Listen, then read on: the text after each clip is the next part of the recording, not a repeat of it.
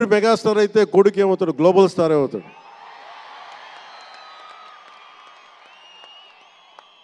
అంటే చిరంజీవి గారిని ఎందుకు అంటే ఎక్కడ గుర్తు పెట్టుకోవాలంటే, అంటే నాకు మా అన్నయ్య అంటే ఎందుకు గౌరవం, మొన్న కూడా ఇంట్లో అప్పుడప్పుడు చెప్తా ఉంటా. ఆయన ఒక మొగల్తూరు నుంచి వచ్చిన వ్యక్తి, ఎవరు ఆధారం లేరు. మీరు ఇంతమంది లక్షల మంది ఇక్కడ ఉన్నారు, జనం ప్రజలందరూ ఉన్నారు. మనకి ఎవరో ఒకరు ఉండాలి అని అనుకోకర్లా, మీకు మీరే ధైర్యం.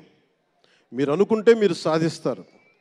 గుండె లోతుల్లో నుంచి నేను సంకల్ప బలం ఉండి దానికి తగ్గ పట్టుదల కార్యదక్షత ఉంటే మెగాస్టార్ చిరంజీవి గారిలాగా ఎలా సాధించగలరో ప్రతి ఒక్కరూ మీరు కోరుకున్న దాంట్లో సాధించగలరు.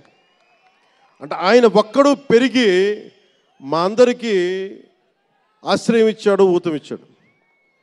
ఆయన ఊతం వల్లే నేను ఈ రోజున మీ అందరికీ కూర్చొని మారుమూల ప్రాంతాల్లో భయపడడానికి, అందరూ భయపడే రోడ్లకి వెళ్ళగలుగుతున్నాను, రోడ్లు వేయడానికి అంటే ఆ మూలాలు చిరంజీవి గారు మాకు నేర్పించినాయి. అంటే ఇది ఎందుకు చెప్తున్నానంటే, నేను చిరంజీవి గారిని ఎంత కష్టపడేవారు ఆయన కష్టపడి బయటికి వచ్చి ఇంటికి వస్తే నేను అర్ధరాత్రి పూట వెయిట్ చేసేవాడిని అక్కడ సోఫాలో పడుకున్నాను హాల్లో.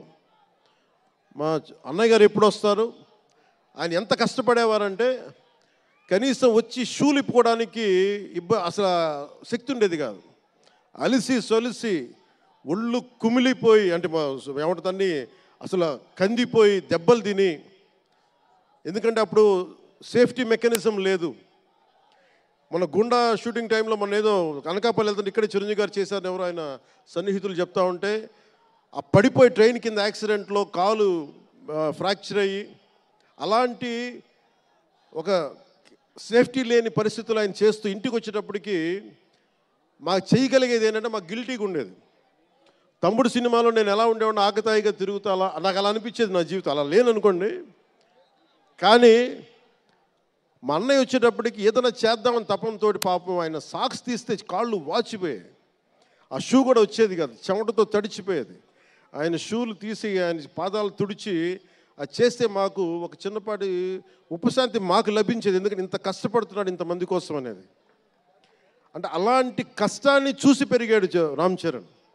అందుకే ఎందుకు ఆయన గురించి చెప్తున్నానంటే, మేము ఎప్పుడూ దీన్ని అహంకారంగా తీసుకోవాలి.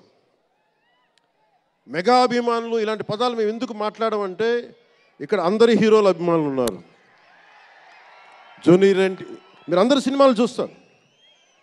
రామ్ చరణ్ ఒక సినిమాని ఎక్కువ ఇంకొక హీరోని ఇష్టపడచ్చు, ఒక హీరోని ఎక్కువ ఇష్టపడచ్చు. జూనియర్ ఎన్టీఆర్ గారిని ఇష్టపడతారు, అల్లు అర్జున్ గారిని ఇష్టపడతారు, అలాగే ఒక ప్రభాస్ గారిని ఇష్టపడతారు. ఇంకా హీరోస్ పేర్లు అందరూ చెప్పు ఒకసారి, మర్చిపోయి. ఘట్టంనేని మహేష్ గారిని ఇష్టపడతారు. అంటే నేను ఎందుకు అందరి హీరోల, క్షమించాలి, అందరి హీరోల అభిమానులని పేరు పేరున నేను సమయం తక్కువ ఎక్కువ మంచి అందరి హీరోలు పేరు పేరున చెప్తున్నాను. చిన్న చిత్తగా అట్లని చెప్పట్లా. ఎవరైనా సరే, ఏ స్థాయి హీరోలు అయినా సరే వారు ప్రత్యేకించి అభిమానులు ఉంటారు. నాని గారు ఉన్నారు, ఆయనకి ప్రత్యేకించి మా ఇంట్లో చాలామంది అభిమానులు ఉన్నారు. మా సిస్టర్ చాలా నచ్చుతారు మా చెల్లికి నాన్నగారి సినిమాలు. ఇలాగా మా ఇంట్లో అందరికి కూడా మాకు మా చిరంజీవి గారు మాకు నేర్పించింది, ఒక హీరోని ద్వేషించే పని మాకు ఎప్పుడు మాకు తెలియదు. మాకు చిన్నప్పటి నుంచి మా జీవితంలో కళమా తల్లి సాక్షిగా చెప్తున్నాం, ఎప్పుడు కూడా మా ఇంట్లో ఈ హీరో సినిమా పోవాలి, మేము ఉండాలి, మా ఇంట్లో ఎప్పుడు లేదు. అసలు ఆ సంస్కృతి మా ఇంట్లో లేదు.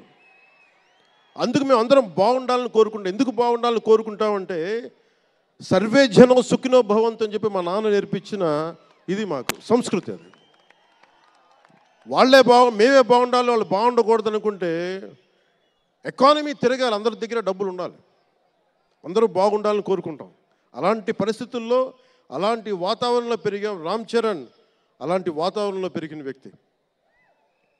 నాకు చాలా గర్వంగా ఉంటుంది, చాలా ఆనందంగా ఉంటుంది. అతని హార్స్ రైడింగ్ చూస్తే మటుకు నాకు చాలా అసూయ వస్తుంది.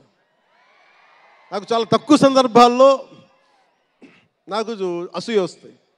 మొన్న ఈ మధ్యన అరకుకి వెళ్ళినప్పుడు గిరిజన ప్రాంతాల్లో ఉన్న సోదరులను చూసి ఆ పచ్చని చెట్ల మధ్య వాళ్ళ జీవన విధానాన్ని చూసి నాకు అసూయ వచ్చింది.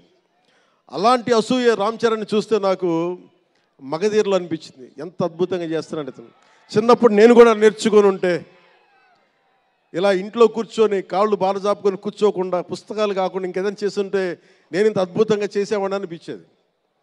ఆ పట్టుదలతోటి నాకు హార్స్ రైడింగ్ నేర్చుకోలేదు జీవితంలో. ఇప్పుడు గబ్బర్ సింగ్ సినిమాకి నాకు హార్స్ రైడింగ్ పెట్టారు. అందరూ ఏమనుకున్నారంటే పవర్ స్టార్ అంటే అన్నీ వచ్చేసి అనుకున్నారు. నాకు తెలియదు అవన్నీ. హార్స్ రైడింగ్ అని చెప్పారు. ఓకే అని గుర్రం చూపించారు నాకు. అది కచ్ రాష్ట్రం గుజరాత్లో. గుర్రం దగ్గరికి వెళ్ళా. సార్ ఏం లేదు, దౌడు తీసుకుంటే గ్యాలప్ మీద వచ్చేయాలంటే ఓకే షూర్ అన్నాను, డెఫినెట్గా వచ్చేస్తానన్నా.